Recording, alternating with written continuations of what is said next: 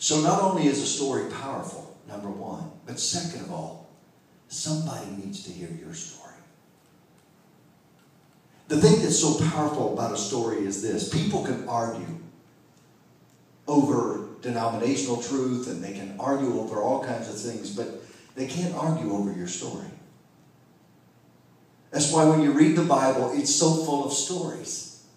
Story after story after story. Matter of fact, a blind man got healed one day, and all the religious people of the day got around him and they started banging on him. How did you get healed? How did you get healed? Tell us what happened. What was the process? And they got so angry that he got healed, and he finally just said, hey, look, all I can tell you is I once was blind, but now I see. I don't know how all that happened. I once was blind, but now I see. I just want you to know your story of how God has worked in your life, how God is working in your life is so critical.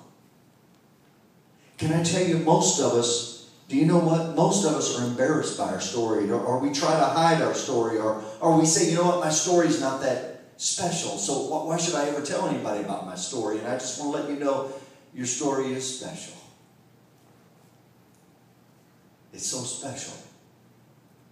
Matter of fact, when I was growing up in church, and most of you may know that, and by the way, it's so great to have the pastor of this church in the back of the room. It's so good to have you. Thank you for being here. We have prayed for you. He had major heart surgery, and God has restored him and brought him back, and he's getting stronger every day, and I'm thankful for that. But a great man of God. But I can tell you, in early days of church, you'll probably remember this, the big stories, the testimonies that everybody wanted for a while was all the drug addicts. It really was big. I was on drugs. I did these bombers and boomers. I mean, I don't even know the names of all this stuff. I never did any. Closest thing I ever got to having drugs was a Diet Mountain Dew and an energy drink mixed. And that's real close. That's right. That is really close. I know it is because I see twice of everything. But it keeps me awake, so leave me alone, okay? And I did take a no-dose one time. I figured out I need to confess that. Is that a drug? I don't think so. It's caffeine. But here's what I can tell you, man. In your story, some of the most powerful stories that I ever heard in my life would be this little guy that would get up and say, you know what? I never did drugs. And I never made a bunch of major mistakes. But I was lost. And I didn't have any peace, and I didn't have any direction.